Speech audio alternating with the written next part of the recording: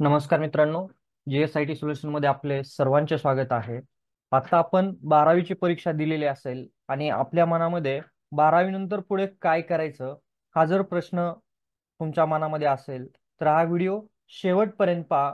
म्हणजे तुम्हाला 12वी नंतर जर कॉमर्स क्षेत्रामध्ये तुम्हाला जर करिअर करायचं असेल आणि तुम्ही 11वी 12वी तुमचं कॉमर्स बॅकग्राऊंड असेल तर हा व्हिडिओ नक्कीच तुमच्यासाठी अतिशय फायदेमंद आहे. त्यासाठी मित्रांनो व्हिडिओ विदाउट स्किप करता शेवटपर्यंत पहा.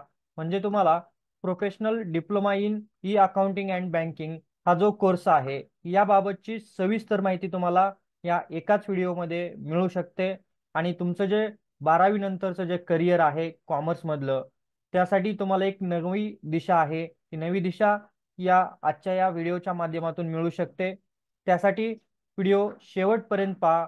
आणि तुम्ही अजूनपर्यंत जर आपल्या चॅनलला सबस्क्राईब केलं नसेल तर प्लीज आपल्या चॅनलला सबस्क्राईब करा, लाईक करा आणि महत्त्वाचं म्हणजे बेल आयकॉनचं बटन क्लिक करा. म्हणजे असेच माहितीपूर्ण व्हिडिओ सर्वात अगोदर तुमच्यापर्यंत येऊन जातील.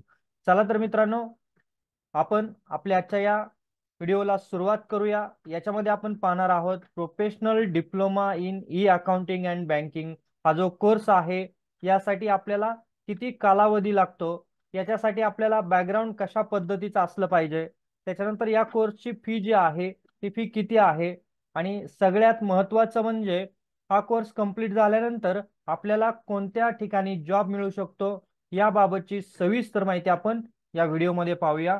चला बघूया आपण. हा कोर्स जो आहे या कोर्सचं नाव आहे मित्रांनो professional diploma in E accounting and banking. तुम्हाला याच्यामधून लक्षात आले असेल की हा जो कोर्स आहे तो कोर्स कशा संदर्भातील आहे. तर हा कोर्स जो आहे तो अकाउंट संदर्भातील आहे. आपल्याला अकाउंट मध्ये जर डिप्लोमा करायचा असेल 12वी नंतर तर हा कोर्स तुम्ही करू शकता. आता याच्यासाठीच तुम्हाला क्वालिफिकेशन काय असणार आहे किंवा ह्या कोर्सचं जे ड्युरेशन आहे ते ड्युरेशन किती आहे. तर हा कोर्स मित्रांनो साधारणतः 6 महिन्यापासून ते 1 वर्षापर्यंतचा हा डिप्लोमा कोर्स आहे. त्याचं जे ड्युरेशन आहे ते प्रत्येक इन्स्टिट्यूटनुसार कसं राहतं वेगवेगळं राहतं, परंतु मिनिमम 6 महिने ते 1 वर्ष याचं ड्युरेशन असतं. आता याच्यामध्ये तुम्हाला इलिजिबिलिटी क्रायटेरिया काय दिलेला आहे तर इथं तुम्हाला दिलेला आहे 10+2 म्हणजेच तुमची 12वी असणं अतिशय गरजेचं असतं. तुम्ही कोणत्याही बोर्डमधून काय केलेले असले पाहिजे, 12वीची एक्झाम दिली असली पाहिजे किंवा 12वी तुम्ही पास असला पाहिजे. आणि सगळ्यात महत्त्वाचं म्हणजे तुमचं 11वी 12वीला काय असलं पाहिजे, कॉमर्स बॅकग्राऊंड असलं पाहिजे. तुम्ही 11वी 12वी जर कॉमर्स न केला असेल तुम्ही हा कोर्स नक्कीच करू शकता जर तुमचं 11वी 12वी कॉमर्स बॅकग्राऊंड असेल तर. त्याच्यानंतर आपल्याला पाहायचं आहे की ह्या कोर्ससाठी फी किती आहे. पहा इथे या कोर्सची फी दिलेली आहे साधारणतः 25 ते 30 हजार रुपये या कोर्सची फी असते. तुम्ही जर चांगल्या कोणत्याही इन्स्टिट्यूट मधून करायला गेला तर याची फी तुम्हाला इथं जी दिलेली आहे या रेंजमध्ये भेटू शकते. ही जी फी आहे ही फी प्रत्येक इन्स्टिट्यूटनुसार तुम्हाला तिथं दिल्या जाणाऱ्या फॅसिलिटीनुसार वेगवेगळी असते. त्याच्यानंतर आपल्याला पाहायचं आहे मित्रांनो की या कोर्समध्ये आपल्याला एक्झॅक्ट शिकायचं असतं काय किंवा या कोर्समध्ये आपल्याला शिकवलं जातं काय. तर सगळ्यात महत्त्वाचं म्हणजे अकाउंटिंग प्रिन्सिपल जे आपल्याला 11वी 12वी कॉमर्समध्ये जे झालेलं असतं त्याचाच इथं तुम्हाला एक ओव्हरव्ह्यू दिला जातो. द कोर्स फंडामेंटल अकाउंटिंग याच्यामध्ये तुम्हाला काय शिकवलं जातं, fundamental accounting principle and practices. त्याच्यानंतर including finance accounting, cost accounting and management accounting हे जे काही टॉपिक आहेत ते तुम्हाला अकाउंटिंग प्रिन्सिपल मध्ये शिकवले जातात. त्याच्यानंतर तुम्हाला ई अकाउंटिंग टूल्स जे आहे ते ई अकाउंटिंग टूल्स मध्ये काय शिकवलं जातं तर तुम्हाला त्याच्यामध्ये टॅली असेल, क्विक बुक असेल, सॅप असेल, जे काय अकाउंट रिलेटेड सॉफ्टवेअर आहेत त्या संदर्भातील तुम्हाला इथं काय केलं जातं ट्रेनिंग दिलं जातं. त्याच्यानंतर फायनान्शियल ट्रान्झॅक्शन असतील, जनरेटिंग रिपोर्ट असेल, अनालायझिंग फायनान्शियल डेटा असेल, हे जे काही टॉपिक आहेत ते तुम्हाला ई अकाउंटिंग टूल्स मध्ये कव्हर केले जातात. बघा इथं तुम्हाला हे जे काही मी कोर्सचा ओव्हरव्ह्यू देतो आहे त्याच्यामधून तुम्हाला लक्षात येत असेल की तुम्हाला इथं या कोर्समध्ये काय शिकायचं आहे आणि त्याच्यानंतर आपल्याला कशा पद्धतीनं जॉब करायचा आहे ते आपण पुढे पाहणार आहोत. बँकिंग ऑपरेशन मध्ये तुम्हाला काय शिकवलं जातं की बँकिंगचे जे काही डेली ऑपरेशन्स असतात including rental banking, corporate banking, online banking services म्हणजे NEFT असेल, RTGS असेल किंवा अशा प्रकारच्या ज्या काही सर्व्हिसेस आहेत या सर्व्हिसेस तुम्हाला बँकिंग ऑपरेशन्स मध्ये काय केल्या जातात, शिकवल्या जात असतात. त्याच्यानंतर पुढचा टॉपिक आहे फायनान्शियल मॅनेजमेंट. याच्यामध्ये तुम्हाला मित्रांनो फायनान्शियल मॅनेजमेंट टेक्निक्स जे आहेत कंपनीसाठी खूप महत्त्वाचे असतात, ते टेक्निक्स याच्यामध्ये शिकवले जातात. तुम्हाला बजेट जे आहे ते बजेट कशा पद्धतीनं करायचं हे शिकवलं जातं. फायनान्शियल तुमचं जे इयरचं प्लॅनिंग आहे ते याच्यामध्ये तुम्हाला शिकवलं जातं. आणि इन्व्हेस्टमेंट अनालिसिस कशा पद्धतीनं करायचं हे देखील तुम्हाला या कोर्समध्ये शिकवलं जातं. बघा मित्रांनो, हे मी तुम्हाला इतकं डिटेलमध्ये का सांगतो आहे, तर तुम्ही कोणत्या इन्स्टिट्यूटमध्ये हा कोर्स लावायला गेला तर तुम्हाला हा जो काही मी सिलेबस दिलेला आहे किंवा हे जे काही टॉपिक सांगितलेले आहेत हे टॉपिक तुम्हाला तिथं कव्हर केले जाणार आहेत का हे तुम्ही आठवणीनं पाहायचं आहे. त्यासाठी मित्रांनो हे जे काही टॉपिक मी तुम्हाला सांगितलेले आहेत ते टॉपिक तुम्ही काय करायचे आहेत तिथं कन्फर्म करायचे आहेत, नोट डाऊन करून घ्यायचे आहेत, म्हणजे तुमची कोणत्या इन्स्टिट्यूटमध्ये गेला तरी फसवणूक होणार नाही. त्याच्यानंतर तुम्हाला मित्रांनो टॅक्सेशन जे आहे ते टॅक्सेशन शिकवलं जातं. त्याच्यामध्ये तुम्हाला कोणकोणत्या प्रकारचे टॅक्सेस आहेत, इन्क्लूड इन्कम टॅक्स आहे, जीएसटी आहे. आता आपल्याकडे इन्कम टॅक्स आणि जीएसटी जे दोन टॅक्स चालतात याच्या बाबतची तुम्हाला माहिती दिली जाते, हे शिकवलं जातं. त्याच्यानंतर तुम्हाला टॅक्सचे जे लॉ आहेत त्या लॉचंही याच्यामध्ये तुम्हाला नॉलेज दिलं जातं.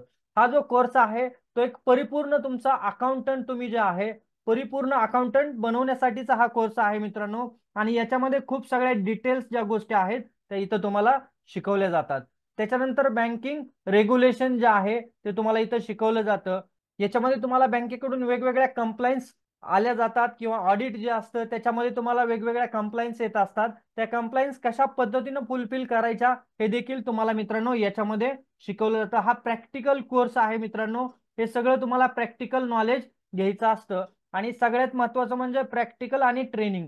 याच्यामध्ये तुम्हाला हँड्स ऑन ट्रेनिंग दिलं जातं की जसं कंपनीमध्ये अकाउंटिंग चालतं त्याच पद्धतीचं तुम्हाला इथं ट्रेनिंग दिलं जातं. जोपर्यंत तुम्हाला ते हँड्स ऑन ट्रेनिंग भेटत नाही तोपर्यंत तुमचा कोर्स जो आहे तो कोर्स परिपूर्ण किंवा पूर्ण होऊ शकत नाही मित्रांनो. त्यासाठी तुम्हाला ज्या ठिकाणी तुम्ही कोर्स लावणार आहे त्या ठिकाणी तुम्हाला काय करायचं आहे, जास्तीत जास्त प्रॅक्टिस करायचं आहे. कशा पद्धतीनं कंपनीचं अकाउंटिंग चालतं हे तुम्हाला तिथं समजून घ्यायचं आहे.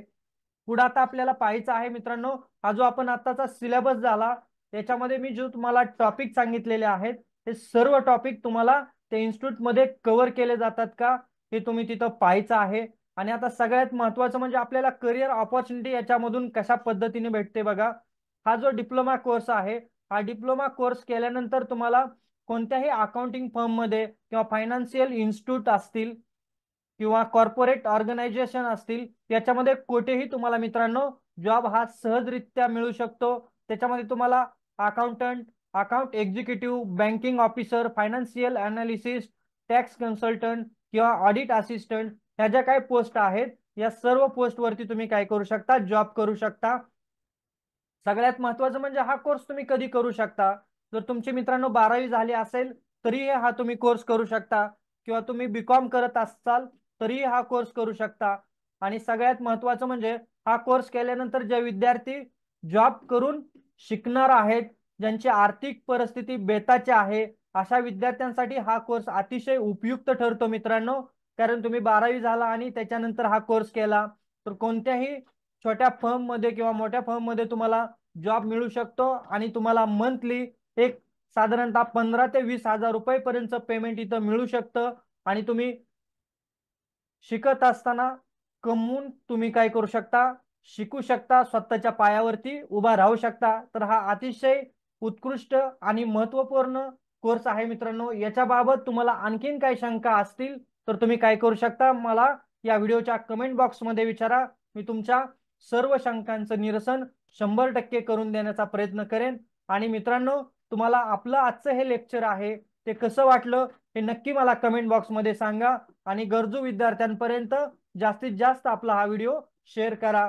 तर मित्रांनो तुम्ही अजूनपर्यंत आपल्या चॅनलला सबस्क्राईब केलं नसेल तर प्लीज आपल्या चॅनलला सबस्क्राईब करा, लाईक करा आणि महत्त्वाचं म्हणजे बेल आयकॉनचं बटन क्लिक करा, म्हणजे असेच माहितीपूर्ण व्हिडिओ सर्वात अगोदर तुमच्यापर्यंत येऊन जातील. भेटूया नव्या माहिती बरोबर. जय हिंद, जय महाराष्ट्र.